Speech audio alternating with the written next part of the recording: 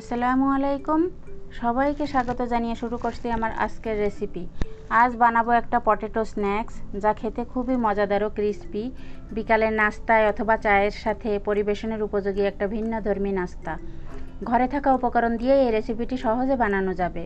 তো এই নাস্তাটা বানানোর জন্য আমি এখানে মাঝারি সাইজে 4টা আলু সিদ্ধ করে নিয়েছি, আর এগুলো আমি ছিলে নিয়েছি ভালো মতো। তো একটা গ্রেটারের সাহায্যে আমি এখন এগুলো একটু গ্রেট করে নিচ্ছি। চাইলে কাজটা আপনারা হাত দিয়েও করতে পারবেন, হাত দিয়ে ভালো মতো মথে নেওয়া যাবে। তো আমি গ্রেটার দিয়ে সমস্ত আলুগুলো আমি ভালো মতো গ্রেট করে নিলাম।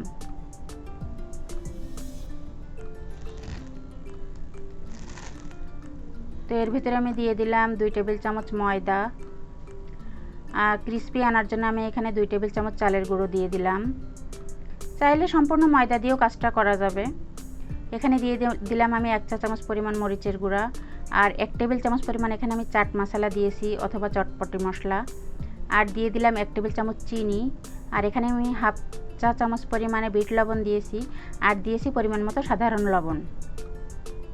আর এখানে আমি কিছুটা ধনিয়া পাতা কুচি দিয়ে দিলাম। দিয়ে আমি সমস্ত উপকরণগুলো এখন আলুর সাথে মিশিয়ে নিচ্ছি। নিয়ে এখন এটা আমি একটা খামির বানাবো। আর খামিরটা এমনভাবে বানাতে হবে যেন বেশি নরমও না হয়, বেশি শক্তও না হয়।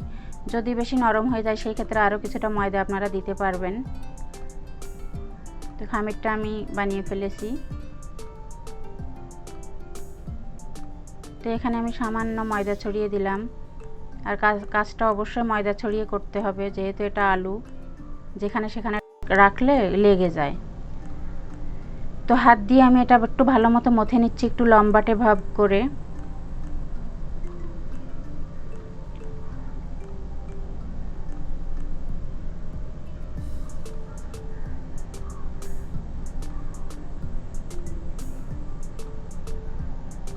তো একটু লম্বা করে আমি এখন একটা রুটির মতো বেলে নিব।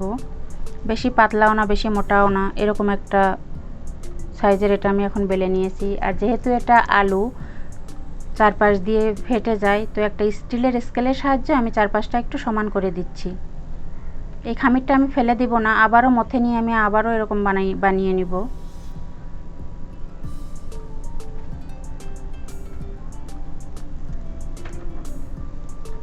তো একটা ছুরির সাহায্যে আমি এখন একটা নির্দিষ্ট শেপে এটা আনছি। আর আজকে আমি একটু ত্রিকোণ সাইজের এটা বানাচ্ছি, ত্রিভুজের মতো করে। আর এই কাজটা আপনারা যে কোনো কুকি কাটার দিয়েও করতে পারবেন, মানে আপনাদের পছন্দ মতো শেপ আপনারা দিতে পারবেন। আজকে আমি ত্রিভুজের শেপে এটা করছি। আর আলতো হাতে এটা করতে হবে, যেহেতু আলু যে ভেঙে যেতে পারে। তো একটা প্লেটের উপরে টিস্যু দিয়ে আমি এগুলো তুলে নিচ্ছি। তো আমি আরও একটা বানিয়ে দেখাচ্ছি কিভাবে আমি এটা বানাচ্ছি। আর এটা বানানো খুবই সহজ, একবারেই করতে পারবেন। তো এভাবে আমি বাকিগুলো এখন সব বানিয়ে নেব। আর চাইলে এই অবস্থাতেও ভেজে আপনারা এখন খেতে পারবেন। তবু আজকে আমি একটু অন্যভাবে করছি, সেটা এখন দেখাচ্ছি ধাপে ধাপে। তো এখানে আমি একটা পাত্র নিয়ে নিলাম 1/3 কাপ এখানে আমি ময়দা দিয়ে দিলাম। আর এখানে আমি হাফ টি স্পুন বেকিং পাউডার দিয়েছি। দিয়ে উপকরণগুলো আমি ভালোভাবে একটু চালনি দিয়ে চেলে নিচ্ছি।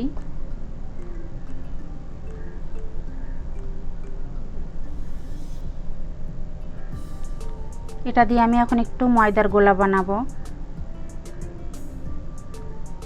তো অল্প অল্প পানি দিয়ে আমি একটু এটা মিশিয়ে নিচ্ছি। একবারে বেশি পানি দেওয়া যাবে না, তাহলে বেশি পাতলা হয়ে যেতে পারে। তো আমি প্রয়োজন মতো পানি দিয়ে গোলাটা করে নিচ্ছি। আর এই গোলাটা বেশি ঘনও হবে না, বেশি পাতলাও হবে না, এমনভাবে গোলাতে হবে। চাইলে এর ভিতরে একটা ডিম ভেঙেও দেওয়া যায়। তা আমি সাধারণ পানি দিয়ে আজকে করছি। তাও যে আমি আলুর শেপ করে রেখেছিলাম ওইখান থেকে একটা এর ভিতরে দিয়ে দিলাম।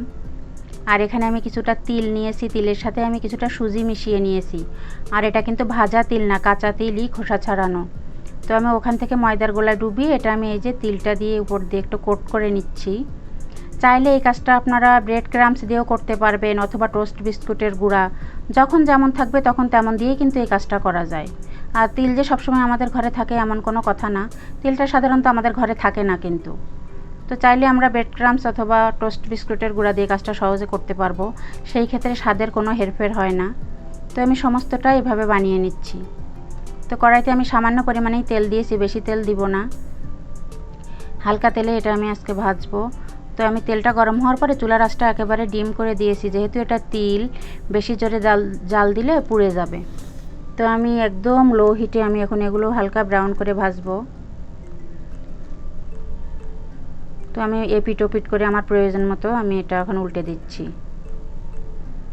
আর এই রেসিপিটা বানানো একেবারে সহজ, কঠিন কিছুই না, একবার ট্রাই করলেই আপনারা পারবেন।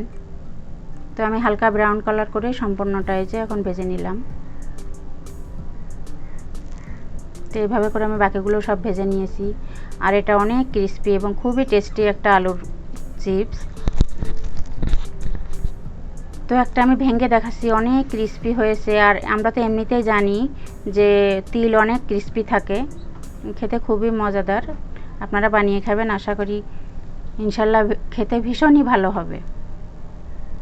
তো ভিডিওটা আশা করি সবার কাছে ভালো লেগেছে। ভালো লাগলে একটা লাইক দিবেন, আর যারা এখনও সাবস্ক্রাইব করেননি চ্যানেলটা সাবস্ক্রাইব করে দিবেন। সবাই ভালো থাকবেন, সুস্থ থাকবেন, আমার জন্য দোয়া করবেন।